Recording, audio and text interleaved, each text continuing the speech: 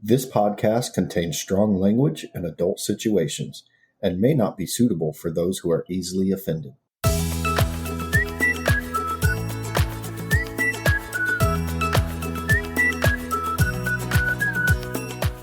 Welcome, fuckers. I'm Jay. And I'm Kay. And you're listening to the Fuck My Work Life podcast, where the work stories are real, the laughs are large, and most of us can agree, work sucks. So let's clock out and tune in. Hi, Jay. Hi, Kay. Welcome. Welcome. Welcome to our podcast. Welcome back, fuckers. Hi, fuckers. This is our Friends episode. Yeah. We're going to talk about all the seasons of Friends. Yeah, we're changing direction. No more work stories. Yeah, no. We're going to become a recap podcast, and we just talk about Friends. So hope you stick with us, everyone. Yeah. Remember the one where Joey did something stupid? Yeah, that was a good one. Yeah, it was really good. Remember the one where Ross said, "Hi." Hi. We were on a break.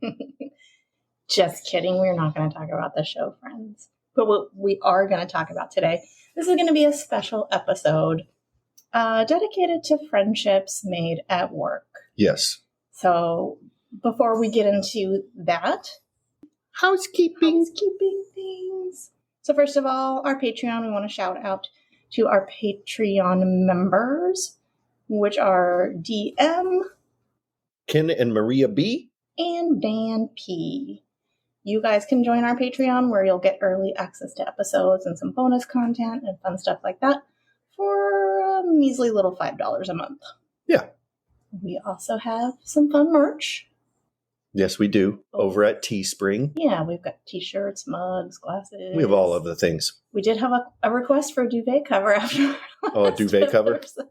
What is a duvet? Did we go through we this? We went over that, yeah. I was definitely listening. Go listen to our last episode if you want to know what a duvet cover is. But links to both of those, the Patreon and the merch shop, can be found in the show notes. I think that's it for housekeeping, right? I think so, yeah. So next, we're going to do a joint weekly distraction. Yes. So we haven't had Apple TV, but I got a free 3 months of Apple TV with my laptop that I recently purchased. And like everyone has been talking about Ted Lasso. Ted Lasso, yeah. Ted Lasso, Ted Lasso. And I was like, fine, let me activate this free trial and we'll watch Ted Lasso. And I didn't really know what to expect. Yeah, just because it's like a soccer show. Yeah. You know? It's like, is this just a show about sports? It's pretty fucking good. It's pretty funny. It's so good. It's so heartwarming. And you just fall in love with all the characters, even the ones that are kind of dicky in the beginning. Yeah. You know, you just such a feel-good show. Oi.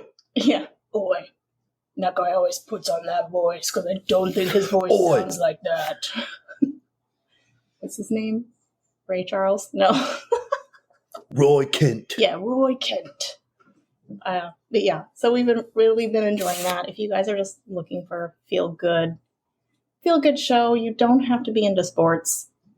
It's just really entertaining and cute, and yeah, it has like some serious moments, but they usually handle it with humor. So yeah, it's not really like, yes, the show is based around a soccer team, but even if you're not into sports, you'll like the show because the show is not really about soccer. You know, it is about a soccer team, but it's about all of the things going on within the team. Well, the people. You know, the people, you know, and everybody likes a good, like, sports kind of comeback story kind of thing. Although this is kind of opposite.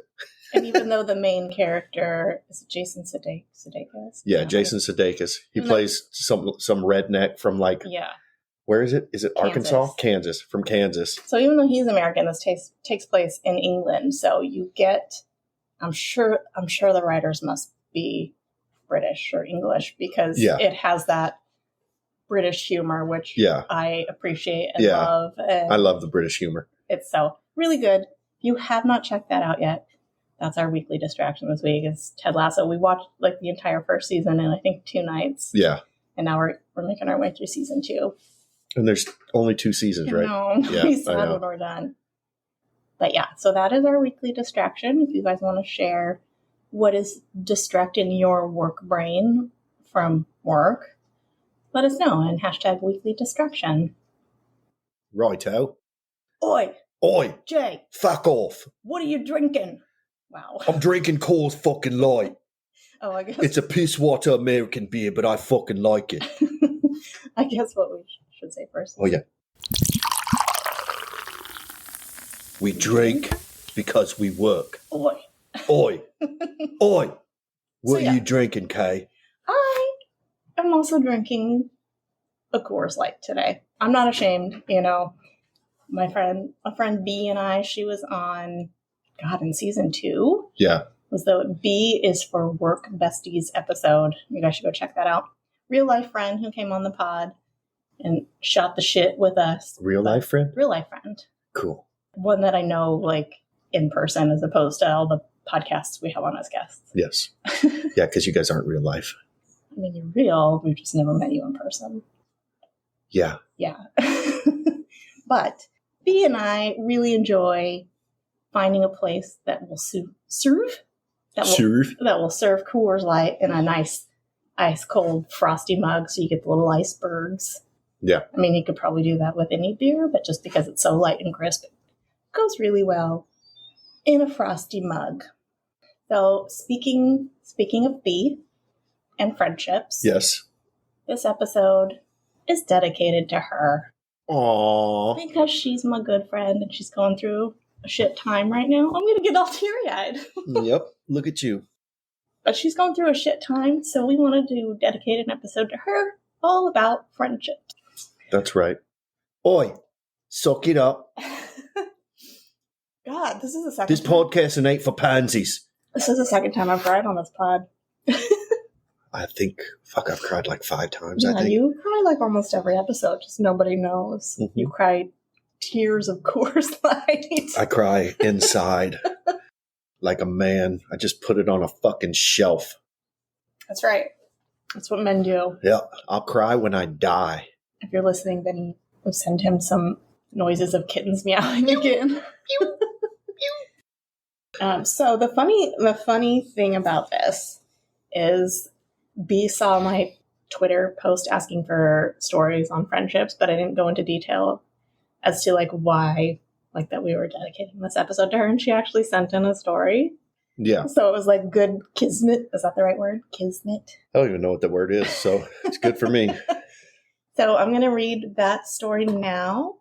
And when I read the story, I also teared up. So I might do it again. As much as I complain about work, I have made some awesome friends there. Some of them are work friends who I don't really hang out with or anything, but they're great to have around to talk to, bitch a little bit, whatever. It makes the workday a heck of a lot more pleasant. Some of my work friends have become more than just coworkers. They're some of my best friends, even outside of work. Would you like me to read? No. They're some of my best friends, even outside of work. We have happy hours, craft nights, birthday parties, all kinds of good stuff. I'm so happy to count Kay among the real ones who are with me through thick and thin. Thanks, Kay, for being one of the greatest things to come out of my time at this workplace. And Jay, yeah, you're pretty cool too. Oi, I fucking know. Love B. Thank you, B. Thanks, B. So B and I met when I started at the company, and she was actually one of my trainers, and you're not allowed to, like, hang out. Dumbest fucking thing thing ever. It is a ever. stupid rule, but you're not allowed to hang out with the trainers. But honestly, she was, like, one of the only ones that seemed competent in what they were doing.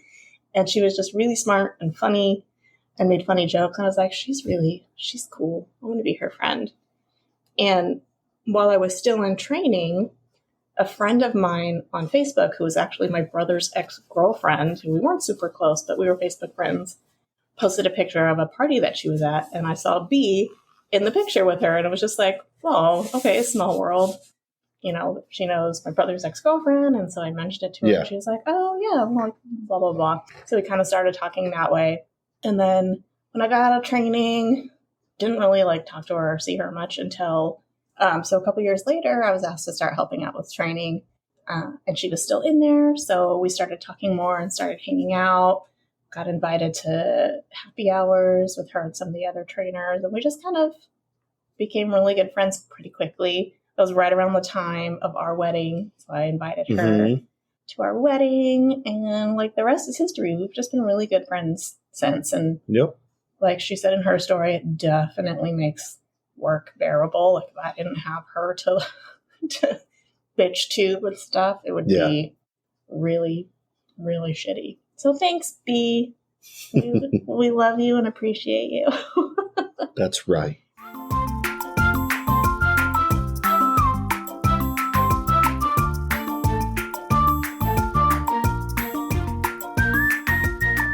Our friend... We'll call her Jazz. Miranda. Now let's say Jazz. Jazz. She'll Okay. love that. So Jazz sent us a story, and the name of the story is You Got a Friend in Me. That is actually the hold call when we call our vet. When I call the vet and I'm on hold, because it's typically like 15 minutes of hold when we call them. Yeah. It plays that song over and over and over and over. Because pets are our friends too. That's right. Okay, so this one's called You've Got a Friend in Me. Early in my career, mid-2000s, I worked in an office suite with 9 individual offices and businesses. Jazz, you're old. You're old, Jazz. I made friends quickly and easily there, often chatting way more than working. No. I think that's everyone. And yes, this is Jazz, so yes, definitely. Love you. I took a particular liking to one of the gentlemen who I found so funny and sassy. We would blabber on and on for over an hour most mornings. Him discussing his nightmarish clients and men's group, in quotations, and I discussing roommate drama. Our city flat was like an episode of Sex in the City. Yeah, girl.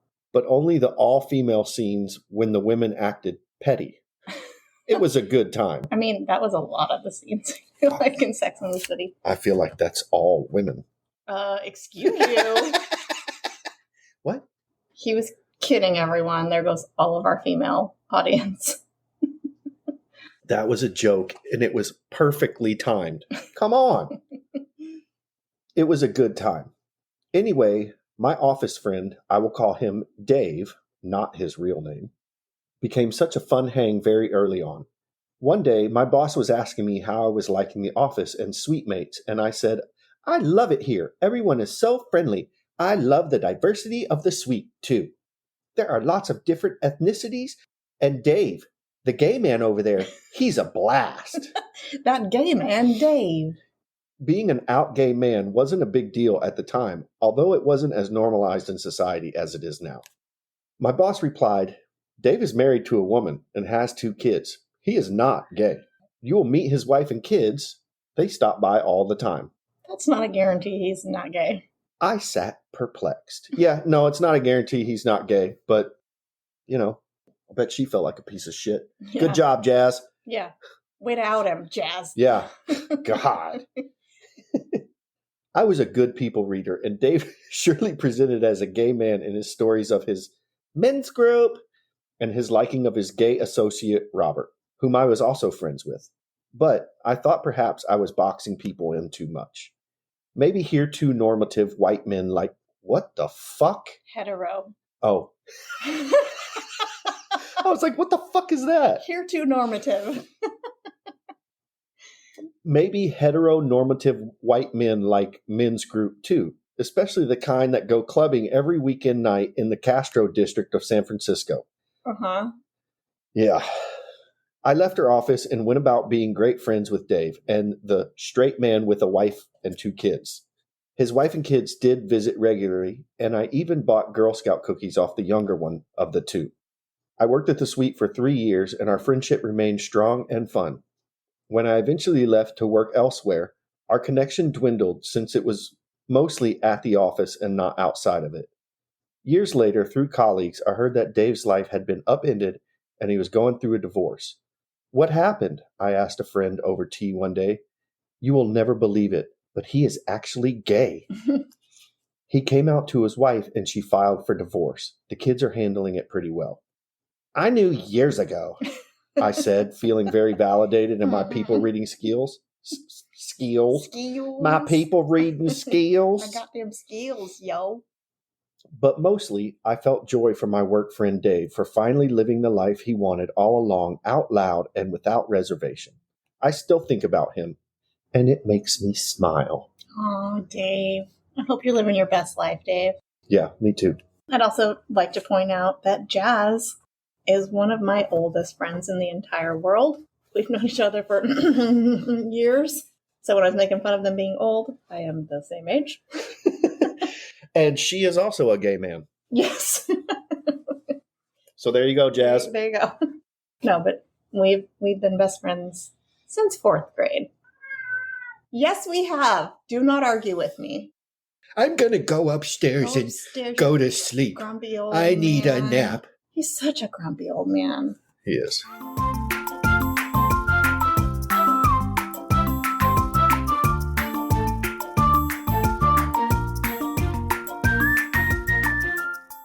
What's next on the agenda of our friend stories? Mama D. So we had a great story from Mama D last week as well. If you haven't listened to that, the episode is called The Duck Master. Look at her. She's showing up, huh? Yeah, she's cool. We love Mama D. Yeah. I mean, we're pretty awesome. So writing us stories is like, it's what the cool people do. So again, she is the host of the Pedals of Support podcast. And it's kind of mom advice, life advice. And she's so smart and insightful. The episodes are usually pretty short. So like if you don't have a lot of time, they're great listens to just put on. I usually put them on in the morning when I'm getting ready for work. And it's really cool. So go check that out. But here is her story. Hi. Here is a story about a wonderful coworker who became one of my dearest friends. We will call her Beth. Beth and I both had the same type of job, but she often had a caseload of younger clients while mine were teenagers. So she kind of goes into one of the stories of her clients. Yeah. Are they called clients? The kids themselves? I mean, I guess she would know the lingo, but it's a cute story. So when you're done with this episode, go listen to that one. Yeah. Yeah. Yeah. We grew very close due to similar personalities and the use of dark humor to cope. Plus, we both like to revolve our days around lunch plans. Girl. I get it. Yeah. She was a bridesmaid in my wedding, so we were that level of friends quite quickly. Beth learned she was pregnant with their first child in roughly December. I was pregnant by February, so we now had that in common. It is important to know that our office was located... About the same guy? No, you fucking weirdo. Oh, what they have in common? Pregnancy. Oh. Oh, okay. Dork. It is important to know that our office was located in a not so much great area. Our previous office was super nice, but apparently too expensive for those who make the big smart decisions to justify. So they moved our department to a building that allowed us to be, quote unquote, closer to our clients. Completely not true, but I am sure it looked great on paper. Our parking lot had a high fence around it, and we had 24-hour security walking the property because we were not exactly welcomed by the neighbors. Even though my department was not directly involved in child custody, we represented the enemy. So there were no welcome baskets or neighborhood picnics. People are such pieces of shit. I mean, yeah. I mean, look, our last unit, we had a child welfare kind of issue there. The last place we lived, where the guy murdered a dude at the pool. Yeah. Well, that was it was kind of a transition house for kids coming out of the foster care system. Yes. And they would pile a bunch of these kids into one apartment. One apartment, yeah. And 2 of them didn't get along and shot the other one at our pool. Yeah. Him and his brother shot 2 people. But I don't know. Whatever. This is a happy episode. Yeah. On with the story. Happy, positive episode. Where was I? No welcome baskets or neighborhood picnics. During the middle of the summer of 2002, Beth heard an ice cream truck. The music calls to young children and pregnant ladies. She and I stood outside the front door of our building with money and dreams of drumsticks with that extra fudge in the bottom of the cone. Those things are so good. And then Big Perm came driving by. Who need a dime bag? Oh my God. Well, anytime we see the ice cream truck in our neighborhood, we're like, meth truck. Meth truck. We live in a great area, guys. Mm-hmm. The ice cream truck did pass at 80 miles per hour. He had no intention of stopping in our area and felt no shame about this. Beth and I were confused and initially assumed he didn't see us. So we tried again on various occasions, often rearranging our client schedules to guarantee we were at the office. Oh, he saw us. He would stare as he zipped by at the speed of sound. Sadly, no ice cream. One never denies 2 pregnant women ice cream. Beth hatched a plan. Oh, shit. Our past attempts were too passive. We needed a roadblock in the form of her car. Then we could jump out and demand the goods. Jesus fucking Christ. Is this like Ice Cream Heat? You ever seen that movie Heat? With like Val Kilmer, Robert De Niro, Al Pacino. Very, very, very. They're bank robbers. Oh. Yeah, they're getting this fucking ice cream. You do not mess with pregnancy hormones. What is that saying about a scorned woman? Like, hell hath no fury than a woman scorned. Yeah, hell hath no fury than a pregnant woman scorned. Yeah, by not giving her ice cream. So then we could jump out and demand the goods. A surprise department meeting altered things. We could no longer wait in the car, but Beth had no issues leaving her vehicle horizontal on the street while we were inside. It was worth it. At roughly 2 p.m., we heard him coming. 2 pregnant ladies rolled out of their office chairs, grabbed their bellies, and took chase. I had kicked off my shoes inside the building and was in the lead. Beth passed me. The ice cream truck had slowed down to inch past her car. That gave us extra time. Still, we were losing the battle until Beth, with the power and accuracy of a major league pitcher, chucked her shoe at the ice cream truck, hitting the side mirror. Oh my fucking God. This is amazing. That's so awesome. He stopped and we pounced, demanding all the ice cream. We then explained that we didn't want all the ice cream or the money, so please don't call the police. The bonus is that none of this was done quietly.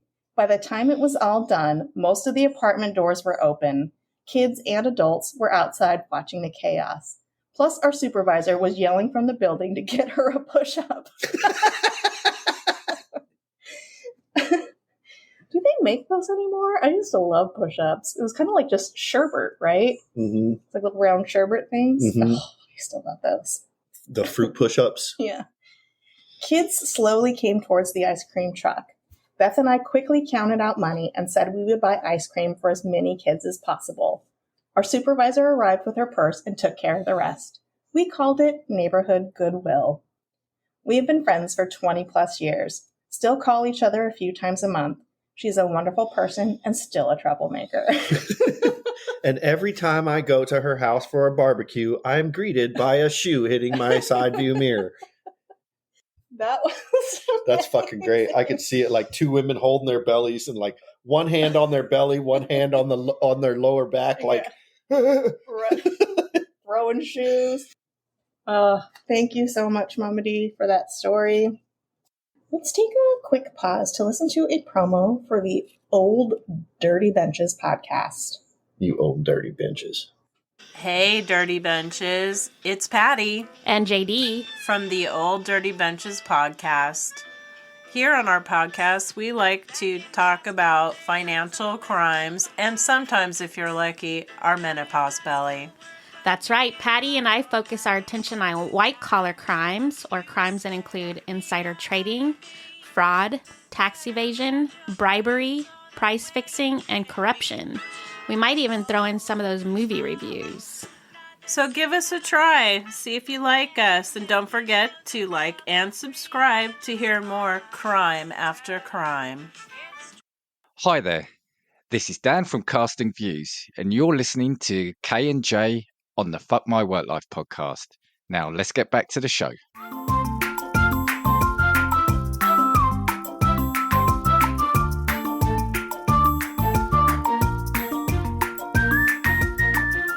All right, be sure to go check them out. I love their podcast. They're really funny. You can tell they've got great chemistry. And speaking of great chemistry, they sent us a story as well about their friendship. So this comes from the Old Dirty Benches podcast, and it's how Patty and JD met. Hey, J and K. Let's see where to start. I met Patty at work. She was loud, funny, and ruthless in sharing her perspectives. She's also one of the most generous people I've ever known. Hold on. Jay doesn't see so well, so he has to. Them tiny letters. I can't see it. God damn it. It's fine. I'll make my way through it. You want a piece of paper to like drag across the line so you don't move your face? It was a very dirty look. You definitely gave me a dirty look. What kind of piece of paper are we talking about? Do you want one? No, I'm kidding. Hey, J&K, I'm just going to start over. Hey, J&K, let's see where to start. I met Patty at work. She was loud, funny, and ruthless in sharing her perspectives. She's also one of the most generous people I've ever known. One of our first meetings together, this is when I was still getting to know her, we were talking about an upcoming conference we had scheduled. I'm the diplomatic one, so I was sitting in the corner trying to think of some professional criticism I could share when our supervisor started going around the room. She was one of the first to chime in, and she literally told him that she thought it sucked and it was boring. I love her. I busted out laughing out loud. Completely involuntary response, but she was really saying what all of us in the room were thinking. We bonded over our love for movies. Though we don't agree on most of them, one of our first discussions regarding movies was on Us. I couldn't make it through that movie. It was so creepy. I don't know. It's one of Jordan Peele's movies. Oh. Patty was going on and on about how she didn't like it. I tried sitting down to tell her what my perspectives were, and she said, I still don't get it. That's when people stated that we should have our own podcast. Fast forward a couple of years, and here we are talking about white-collar crime and movies just about every week. We love it because we get to share our perspectives, but hang out with one another in the process. Love you both, JD. Thank you, JD. Thank you. Yeah, definitely go check out their podcast. It's really entertaining. I know there are a lot of true crime podcasts out there, but they have a unique perspective because they focus mostly on white-collar crimes and not murder. Murder. So the last thing we have, it's not a story. Another friend of ours who we met at work brought me this. She brought me like this physical piece of paper that a friend of hers long, long ago had written her a poem on when they worked together. And she was like, if you ever wanted to share this on the podcast.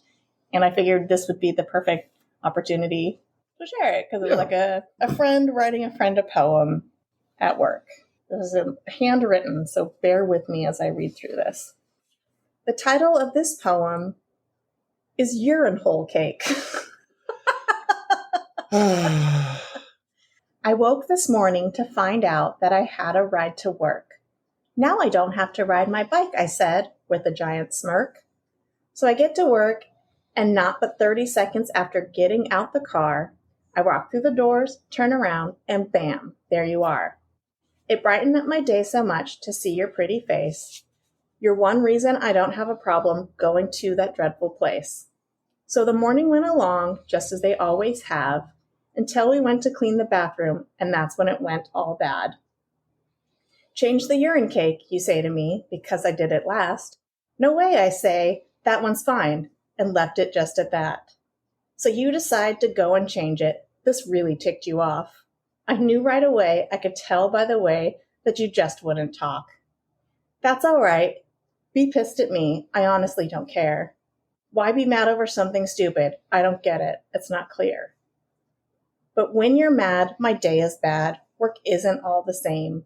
There's no one to joke with, no one to flirt with. It's really, really lame. I love this so much. So it made my day to see a smile crack across your face and joke with me and laugh with me. You filled that empty space. It's nice to know we can get over stuff. We're the best of friends. I'll be here for you forever until the very end. But I have to tell you this, I can't help myself but to laugh. I'm proud to know that every now and then, I'm that pain inside your ass. And this is like on a piece of paper that's, the edges are kind of crumpled and looks burned off and stuff. Like, yeah, they went to some lengths. Or this happened over the years. Thank you so much for that, sharing that with us. I love it. So that's all of our stories that were sent in on friendships made at work. Thank you guys so much for sharing those with us. Jay, you had a story, right, about Oh, yeah. how you made a friend at work.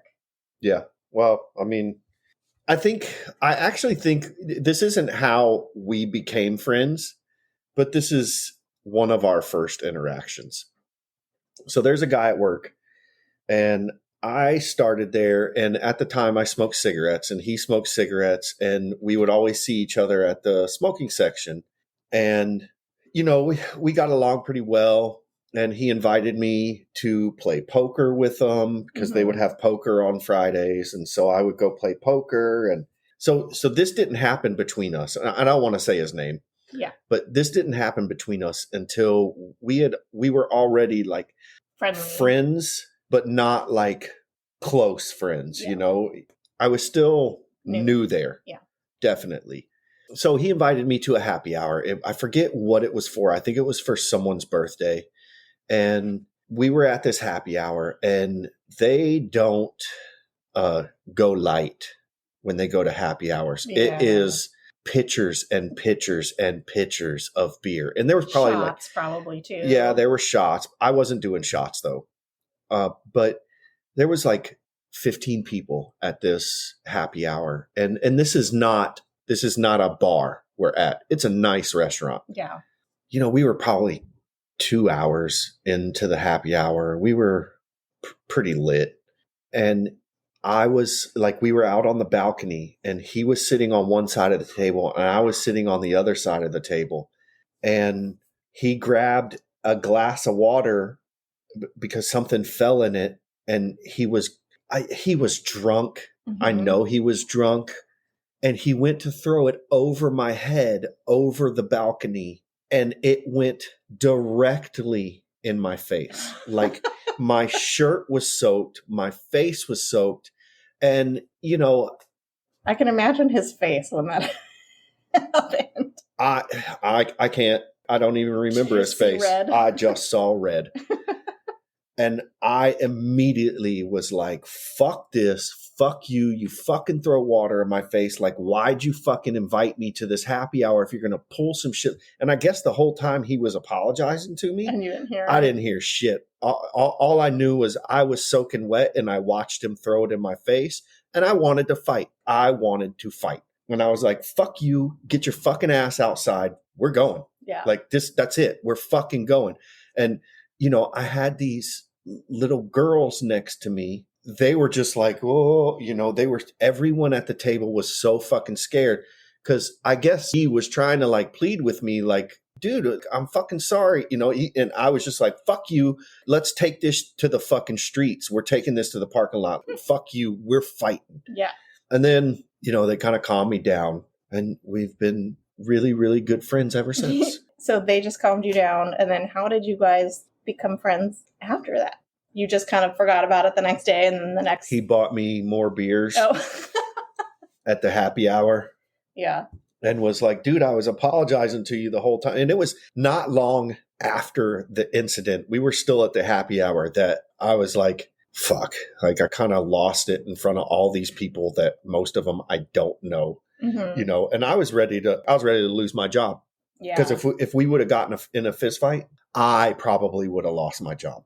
Yeah. He probably wouldn't have, but I definitely would have, And then it was after that one of the girls was like, I'll never go to a happy hour with you again. And I was like, I got fucking water thrown in my face. Like, what do you expect people to do? Nothing.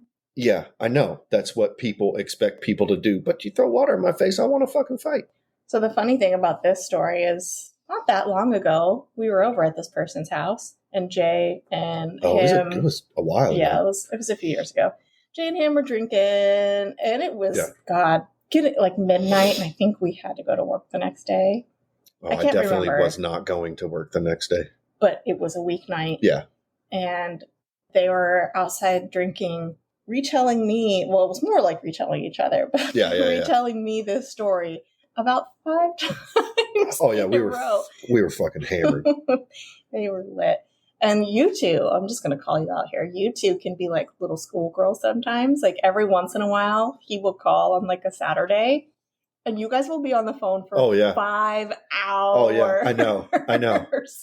Just drinking and shooting the shit. Yeah. And every time that happens, guess what story comes up? This one. Every single, because it's this, honestly, I think this guy, he's a big guy. He's not stocky. Tall, but he's very stocky. Yeah. You know, he's like a bull. And I think the fact that when that happened, he saw that I did not give a fuck. I think that was what like clued him in that, okay, this guy's pretty cool, you know, because most people would see this guy. His hands are like the size of my head. Like he's a pretty big guy. Yeah, and he's a hugger. And when he gives a hug, he tries to squeeze the breath out of you. Oh, he will get a good back crack in. He's a big teddy bear. Mm-hmm. Yeah, that was our story. Yeah, that was when we became really good friends. Yeah, we didn't get stories, but we got a couple quick little, I won't say one-liners, but little responses to our Twitter post and our Reddit post about these. So I'm going to read a couple of those really quick. So this one comes from the 80s and 90s podcast, and it says, Milo and Jamie met at work. Our main job was booking conference rooms to watch movies on the projector while pretending to have important meetings. Years later, we podcast about the 80s and 90s. Glad to be productive members of society. We had another one from Josh Scar, and I cannot find it to save my life. I wonder if I screenshotted it. In the meantime, I'll read the couple responses we got on Reddit. So I asked, what is the funniest way you've made a friend at work? And someone said, new guy was telling me he'd been with his soon-to-be wife for 10 years. I said, and neither of you had cheated? And he said, who hurt you? And we became friends over that. And then the other one said, he came into my office, sat down, and put forth one of the most inappropriate fuck, marry, kill scenarios I had heard. That's when I knew this dude and I would be friends. Oh, what was it? I want to know the scenario. I know. You didn't tell the scenario, butthole. It was probably people they worked with. Yeah, probably. I don't know what to do with the one from Josh Scar. But it was basically saying that the people he does the podcast with, he had known through work, and it was kind of an extension. They don't work together anymore, but now they have the podcast so they can get together and talk about movies and comic books and stuff. I'm sorry I lost that, Josh. But anyway, thank you, everyone, so much. Yeah. For participating and sending in your stories. If this sparks inspiration, you have a friendship story you want to share, still send it in. We'll read it. Yeah, definitely. We can do another episode. Yeah. And if you have any workplace story, please send it in to us. Yes. What's our email, Jay? fmwlpod@gmail.com. So, again, we love you, B. Yes, we love you very much, B. We're always thinking of you. And we're here for you.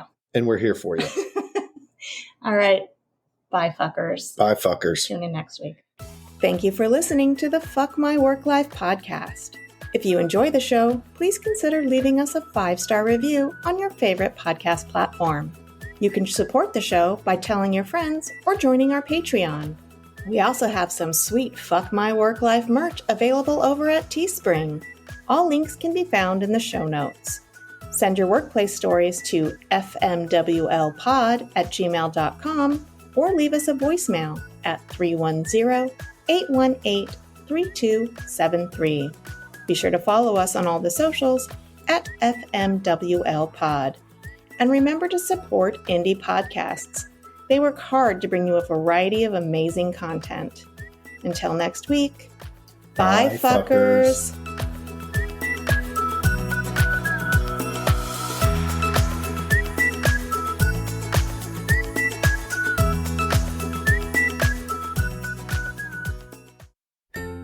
I don't know about you, but with a busy work schedule, I never have time to sit down and read. Luckily, there's Newsly. Newsly is an all-in-one audio super app for iOS and Android. It picks up articles about the most trending topics on the web and reads them to you in a natural human voice. For the first time ever, the entire web becomes listenable, all in one place. You can browse articles from topics you choose and just start playing. follow specific topics from sports, tech, business, science, or Bitcoin, Newsly will find you the latest articles and read them aloud. They even have digital radio. And do you want to know the best part? They have podcasts. Explore trending podcasts from over 80 countries, and you can find our podcast, Fuck My Work Life, there too. Download and try Newsly for free by visiting www.newsly.me or clicking on the link in our show notes. And be sure to use promo code FWL for a 1-month free premium subscription. Stop scrolling and start listening with Newsly.